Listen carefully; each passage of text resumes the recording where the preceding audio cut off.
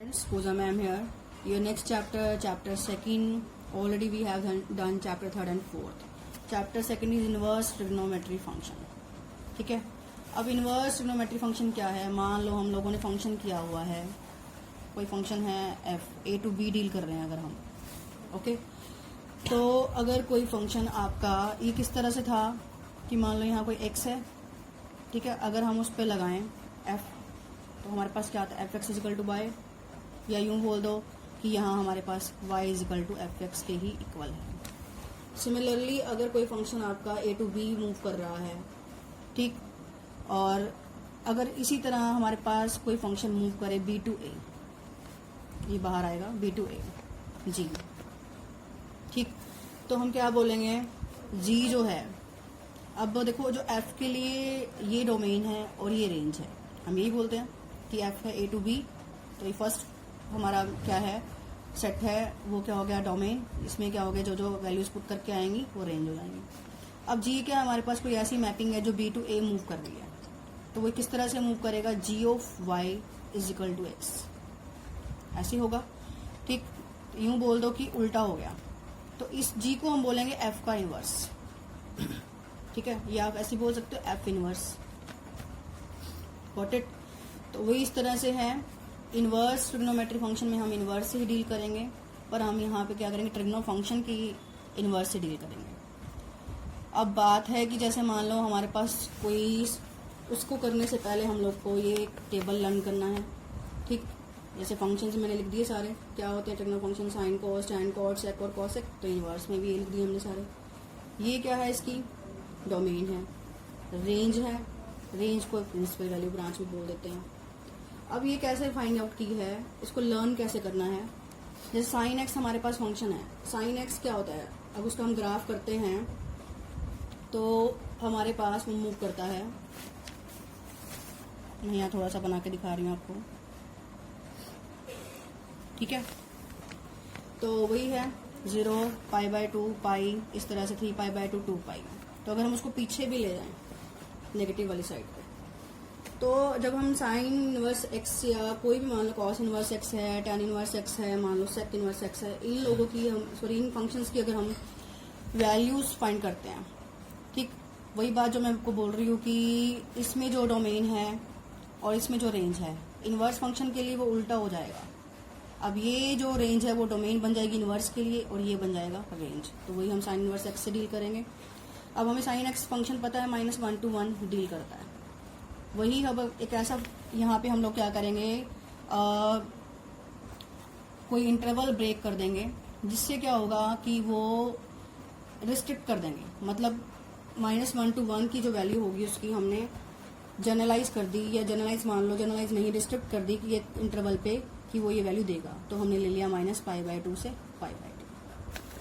ठीक है, sine inverse x मैंने उल्टा बोल ही दिया आपको कि ये डोमेन और रेंज उल्टा हो जाती है, सारा उल्टा चलता है. तो इसमें डोमेन हो जाएगा -1 to 1 और रेंज हो जाएगा -π/2 से π/2. -π/2 से π/2 मैंने एक इंटरवल इसका रिस्ट्रिक्ट कर दिया, जिस पे हमें इसकी वैल्यू -1 से 1 मिल गई. इसी तरह कॉस के लिए भी ये है, टैन के लिए ये चीज़ है, कॉट के लिए ये है, सेक के लिए और कॉसेक के लिए. आपके एनसीईआरटी बुक में ये सारा है. लर्न करने के लिए आप थोड़ा ध्यान रखें, साइन जो है, टैन और कॉसेक है आपका, ये थोड़ा सेम डील करते हैं. देखो -π/2 से π/2 है यहाँ पे, यहाँ -π/2 से π/2 ओपन है.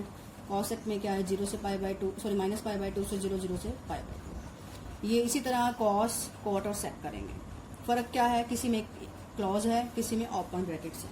क्लोज और ओपन वही है, डिफाइंड और नॉट डिफाइंड के हिसाब से है, क्योंकि साइन डिफाइन है π/2 और -π/2. टैन नहीं है, ठीक है, क्योंकि टैन π/2 आपको पता ही है क्या होता है, टैन π/2 साइन π/2 अपॉन में कॉस π/2, यानी कि 1/0 that is equal to infinity, not defined.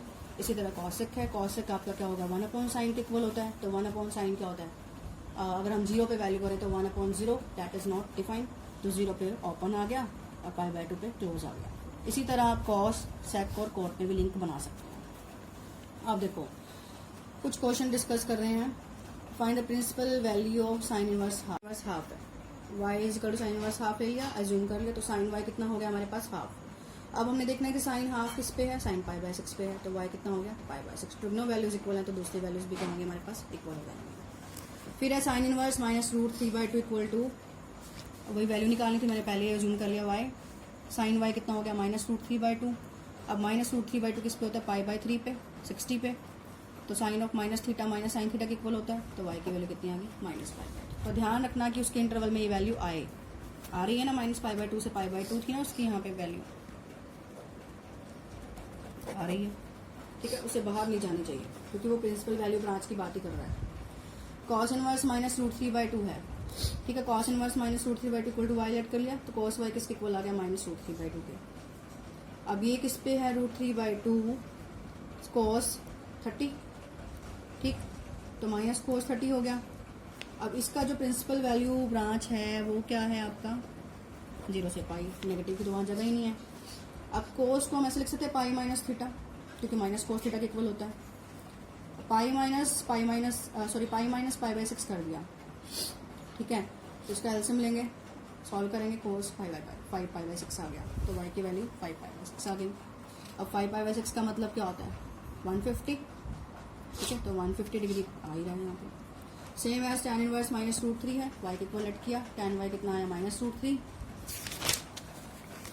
tan y कितना आया माइनस रूट 3, और माइनस रूट 3 को किस पे होता है, रूट 3 किस पे होता है 60 पे, साइन 60 अपॉन में कॉस 60, ठीक है, तो वही tan ऑफ माइनस थीटा इसके इक्वल ही होता है, तो y की वैल्यू होगी माइनस पाई/2। वैसे भी इसकी प्रिंसिपल वैल्यू ब्रांच में क्या आ रहा है माइनस पाई/2 से पाई/2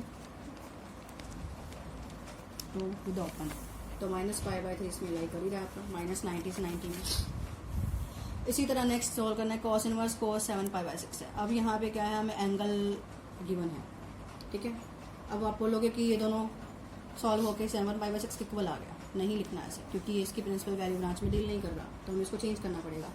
कॉस इनवर्स कोस, क्योंकि ये तो पता ही है ना, cos inverse cos of theta, theta ही होता है, कॉस इनवर्स कोस है 7π/6 है, तो इसको क्या करेंगे, सॉल्व करेंगे, 2π माइनस 7π/6, क्यों, क्योंकि कॉस 2π माइनस थीटा क्या होता है कॉस थीटा, फोर्थ क्वाड्रेंट, जैसे मैंने यहाँ करवाया था आपको, पाई माइनस करवाया था वो सेकंड क्वाड्रेंट था, तो सेकंड क्वाड्रेंट में तो कॉस नेगेटिव होता है, और यहाँ क्या है फोर्थ क्वाड्रेंट में पॉजिटिव है, तो हमने इसको पॉजिटिव रख लिया। अब इसको सॉल्व करेंगे तो हमारे पास आया cos 5π/6। अब हम कह सकते हैं कि यहाँ cos inverse cos theta equal to theta, क्योंकि ये वैल्यू 0 से पाई में आ रही है cos इनवर्स x के हिसाब से, ठीक है।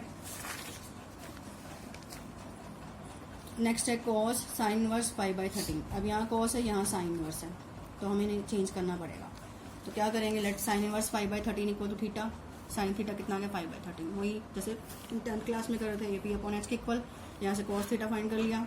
cos थीटा फाइंड करने के बाद अगर cos थीटा इसके इक्वल है तो cos इनवर्स किसके इक्वल होगा, इसके इक्वल, साइन इनवर्स भी इसके इक्वल है, cos इनवर्स भी इसके इक्वल है, यानी दोनों आपस में इक्वल हो गए, तो साइन इनवर्स की जगह पर मैंने क्या रख दिया, cos इनवर्स 12/13, वही cos इनवर्स से क्या हुआ, मतलब सॉल्व हो गया, तो हमारे पास क्या हुआ 12/13 वैल्यू आ गई, got it. Next write the value of tan inverse 2 sin 2 cos inverse root 3/2 है। अब हमें कैसे सॉल्व करना, वही जैसे हम लोग पैरेंथेसिस को सॉल्व करते हैं, पहले हम इस वैल्यू को सॉल्व करेंगे cos इनवर्स रूट 3/2, इसको वैसे सॉल्व करेंगे जैसे मैंने आपको पहले बताया, आई थिंक हो चुका है सेम क्वेश्चन, माइनस में हुआ था, ठीक है, पॉजिटिव में तो सिंपल आएगा cos 30, कोई दिक्कत नहीं है, 0 से पाई में आ रही है value.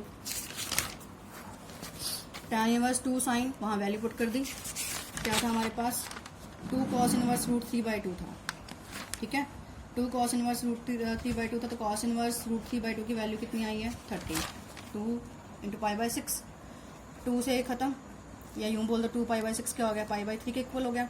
tan inverse 2 sin π/3, sin π/3 की वैल्यू पुट कर दी 60 होता है, पाई sin 60 रूट 3/2, 2 से 2 खत्म, tan इनवर्स रूट 3।